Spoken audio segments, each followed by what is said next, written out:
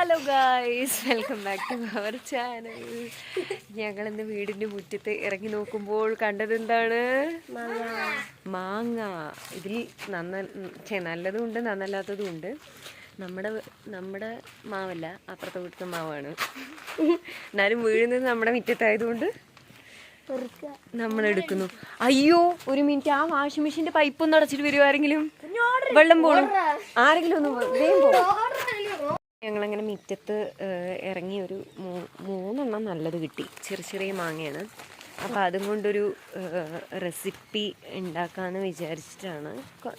ചെറിയ മാങ്ങകളാണ് കേട്ടോ, വലുതായിട്ടില്ല, നോക്കണേ ഉള്ളൂ. ഇതാ കിടക്കണ പറയണം, ഇത്. അപ്പോൾ എനിക്ക് തോന്നുന്നു ഇത് പാലക്കാട്ടുകാരുടെ ഒരു ഇതാണ് തോന്നുന്നുണ്ട്, റെസിപ്പിയാണ് തോന്നുന്നുണ്ട്. അമ്മയൊക്കെ ഉണ്ടാക്കണ കണ്ടിട്ടുണ്ട്. അപ്പം ഞാൻ അമ്മയോട് വിളിച്ചു ചോദിച്ചു, മാങ്ങാക്കാലമായല്ലോ, അപ്പോൾ അതെങ്ങനെ ഉണ്ടാക്കുകയെന്ന് ചോദിച്ചു അമ്മയോട്.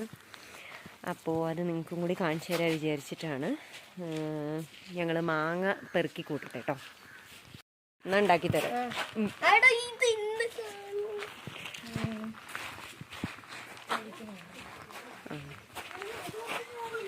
തമ്മത്തല് കൂടണ പരിപാടി വേണ്ട, ഇങ്ങോട്ട് തരിക കിട്ടിയതൊക്കെ ഇങ്ങോട്ട് തരിക. വെള്ളം പോയിക്കൊണ്ടിരിക്കേണ്ട, അപ്പുറത്തുണ്ടോ നോക്കി നോക്ക്. ഇത്രയേ ഉള്ളൂ. ശരി, എനിക്ക് ഇതിൻ്റെ ഇടയിൽ നിന്നൊക്കെ കിട്ടിയത്, ഈ ചപ്പിൻ്റെ ഇടയിൽ നിന്നൊക്കെ കിട്ടി. പിന്നെ ചപ്പൊക്കെ എടുത്ത് വിറ്റത്തിട്. ഇതേ കിടക്കണ പറഞ്ഞ മാസിടാ, അത് കേടടാ.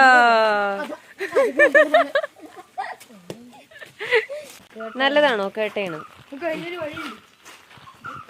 നോക്കേ, ഒരു സൈഡ് മാത്രമേ ഉള്ളൂ. അത് മതി. ഇപ്പം നമുക്കിത് ആകെ കുറച്ച് മാങ്ങ കിട്ടിയിട്ടുള്ളൂ കേട്ടോ. ഉള്ളത് വെച്ചിട്ട് നമ്മൾ ഉണ്ടാക്കാൻ പോവാണ്. ഇതിലേക്ക് വേണ്ട ആദ്യത്തെ ഇൻഗ്രീഡിയൻ്റ് എന്ന് പറയുന്നത് എന്താണ്? തേങ്ങയാണ് കേട്ടോ. ഞാനിപ്പോൾ ഇവിടെ ഒരു മുടി തേങ്ങ എടുത്തിട്ടുണ്ട്. ആകെ 4 മാങ്ങയെ കിട്ടിയിട്ടുള്ളൂ, അതുകൊണ്ടാണ് ഉണ്ടാക്കണത്. പിന്നെ വേണ്ടത് ചുവന്ന മുളകാണ് കേട്ടോ. ഒരു 4-5 ചുവന്ന മുളക് വേണം. പിന്നെ നമുക്ക് വേണ്ട ഇൻഗ്രീഡിയൻ്റ് എന്ന് പറയുന്നത് കടുകാണ് കേട്ടോ. ഒരു ടീസ്പൂൺ കടുക്. ഈ 3 ഇൻഗ്രീഡിയൻ്റാണ് മെയിനായിട്ട് വരുന്നത്. ഇനി നമുക്ക് ഒരു ജാറെടുത്തിട്ട് നമുക്ക് ഈ തേങ്ങയും അതേപോലെ തന്നെ നമ്മുടെ ചുവന്ന മുളകിനെയും കടുകിനെയും ജാറിലേക്ക് ഇട്ടിട്ട് എന്ത് ചെയ്യണം? അടിച്ചെടുക്കണം.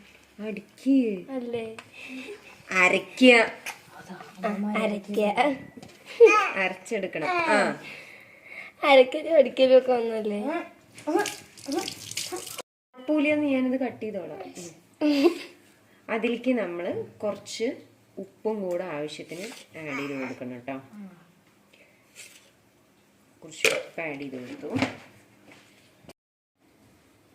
ഇനി അത് അരയാൻ വേണ്ടിയിട്ട് നമ്മൾ കുറച്ച് വെള്ളം, ഒരുപാട് വെള്ളം ഒഴിച്ച് അരയ്ക്കരുത്, കുറച്ച് വെള്ളം മാത്രം ഒഴിച്ചിട്ട്.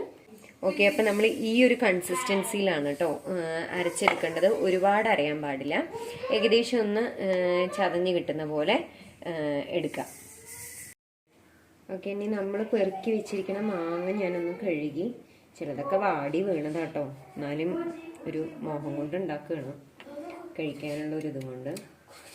അതിനെ നമുക്ക് ചെറിയ കഷ്ണങ്ങളാക്കിയിട്ട് ഒന്ന് ഇതേപോലെ മിക്സിയിൽ ഒന്ന് ചതച്ചെടുക്കണം. ചിലർ തൊലി കളഞ്ഞിട്ട് ഇടും, ചിലർ തൊലിയോട് കൂടിയിട്ട് ചതച്ചെടുക്കും. ആ മാങ്ങ കേടാ? ഏത്? അല്ല, കേടല്ല, അത് അതിൻ്റെ അടിയോട് കൂടിയിട്ട് ചെത്തിയെടുക്കണം. അതല്ല ആ മാങ്ങ. ഈ മാങ്ങയ്ക്ക് എന്താ പറയാ, ഇതിന്റെ മണം, മുല്ലപ്പൂവിന്റെ ചെമ്പകപ്പൂവിന്റെ മണം. മുല്ലപ്പൂവിന്റെ നല്ല മണം മുല്ലപ്പൂവിന്റെ. അതിച്ചിട്ട് അത് എടുത്ത് തിന്നണം എന്നില്ല കുഞ്ഞ്. ആകെ ഇത്രേ ഉള്ളൂ കുഞ്ഞ്. ഇതിലെന്തോ കറുപ്പ് കളർ കുത്തുണ്ടായിക്കോ, അതൊക്കെ ഉണ്ടാവും.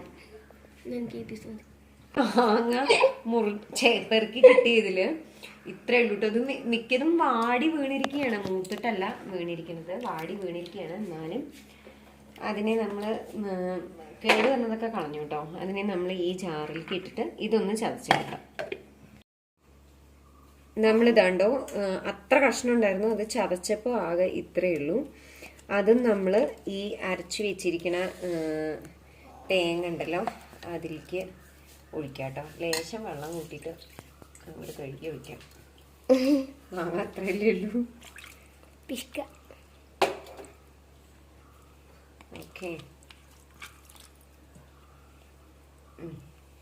ഇനി നമ്മൾ നെക്സ്റ്റ് ആഡ് ചെയ്യാൻ പോണ സാധനം തൈരാണ് കേട്ടോ. ഇത് വാങ്ങിച്ച തൈരാണ്. ശരിക്കും നമ്മുടെ വീട്ടിൽ ഉറവിക്കുന്ന പുളിയുള്ള മോരാണ് വേണ്ടത്. അതിൻ്റെ ടേസ്റ്റ് ഇതിന് എന്തായാലും കിട്ടില്ല വാങ്ങിക്കുന്ന തൈരിന്.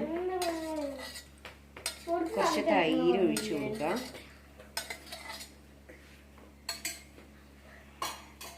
എന്നിട്ട് നന്നായിട്ടൊന്ന് ഇളക്കി കൊടുക്കാം കേട്ടോ.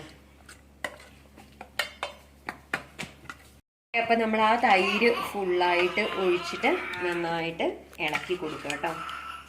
നോക്കിയോ കേട്ടോ ടേസ്റ്റ്.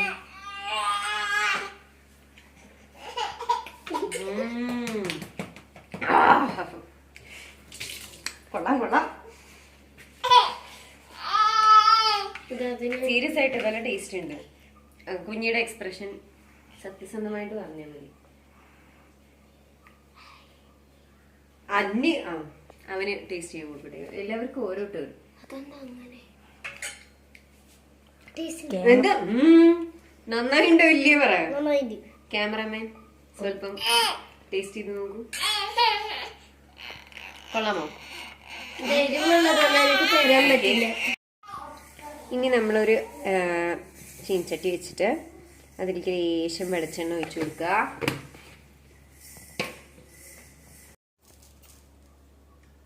എന്നിട്ട് അതിലേക്ക് ഒരു 1/2 ടീസ്പൂൺ കടുക് പൊട്ടിക്കുക. ഒരു 2 ചുവന്ന മുളക് കേട്ടോ, അതും പൊട്ടിച്ചിടാം. ഇതിൽ കരുവേപ്പിൻ്റെ ഇല്ല. കൈക്ക് തെറിച്ചോ, കുറച്ച് വിട്ട് നിന്നോ. വിട്ട് നിൽക്ക്. ക്യാമറമാൻ അപകടം പറ്റിയിരിക്കുന്നത്. കൈക്ക് കടുക് തെറിച്ചു. ഫസ്റ്റ് എയ്ഡ് ബോക്സ് എടുത്തിട്ട് വരൂ. ഓക്കെ, നമ്മൾ ചുവന്ന മുളക് ഇട്ടു. ഇതിൽ കരുവേപ്പിൻ്റെ ഇല്ല കേട്ടോ. ഇവിടുത്തെ ചെടി മുഴുവൻ ഉണങ്ങിപ്പോയി. ഇവിടെ ആളില്ലാത്തതുകൊണ്ട് വെള്ളം വയ്ക്കാൻ നേരില്ലാത്തതുകൊണ്ട് ഉണ്ടായ ചെടി മുഴുവനും ഉണങ്ങിപ്പോയി. കരുവേപ്പിൻ്റെ ഇല ഉണ്ടെങ്കിൽ കരുവേപ്പിൻ്റെ ഇലയും കൂടി ഇതിൽ ആഡ് ചെയ്യണം കേട്ടോ, എന്നാലേ അതിൻ്റെ ടേസ്റ്റ് കിട്ടുന്നു. കടുകും ഇതും നന്നായി പൊട്ടിയതിൻ്റെ ശേഷം നമുക്കത് നേരെ വറുത്തിടാം. ഇനിയിപ്പോൾ ഇതിൽ പുളി അധികം ഉണ്ടെച്ചാൽ ഇതിൽ ലേശം എന്താ പറയുക പഞ്ചസാരയോ ഇല്ലാച്ചാൽ ഒരു നുള്ളു ശർക്കരയോ ഇട്ടാൽ നല്ല ടേസ്റ്റ് ആയിരിക്കും കേട്ടോ. ഇതിപ്പോൾ വാങ്ങിച്ച തൈര് ആയതുകൊണ്ട് പുളിപ്പ് അധികമില്ല. അതുകൊണ്ട് തന്നെ ഞാനിതിലിപ്പോൾ പഞ്ചസാരയും ഇതൊന്നും ആഡ് ചെയ്യണില്ല, പുളിപ്പ് കഷ്ടിയായതുകൊണ്ട്. അപ്പോൾ മാങ്ങാക്കാലായി. എല്ലാവരും മാങ്ങയും കൊണ്ടുള്ള ഇതേപോലത്തെ ഡിഫറൻസ് റെസിപ്പീസ് ട്രൈ ചെയ്ത് നോക്കുക. എനിക്ക് തോന്നുന്നു മാങ്ങാപ്പരിക്ക് പാലക്കാട്ടുകാരുടെ ഒരു റെസിപ്പിയാണ് തോന്നുന്നുണ്ട്. സോ എല്ലാവരും മസ്റ്റായിട്ടൊന്ന് ട്രൈ ചെയ്ത് നോക്കുക. അവിടെ ഇഷാൻ കരയാൻ തുടങ്ങി. സോ ഞങ്ങൾ വൈൻഡപ്പ് ചെയ്യാണ്. വേറൊരു റെസിപ്പി ആയിട്ട് ഞങ്ങൾ വീണ്ടും കാണാം. അതുവരേക്കും ടാറ്റാ ബൈ ബൈ. അതിനോടൊപ്പം നമ്മുടെ ചാനല് ലൈക്കും അടിക്കുക, സബ്സ്ക്രൈബ് ചെയ്യുക, ഷെയർ ചെയ്യുക. ഓക്കെ, വേറൊരു വ്ളോഗിൽ വീണ്ടും കാണാം. Tata bye bye.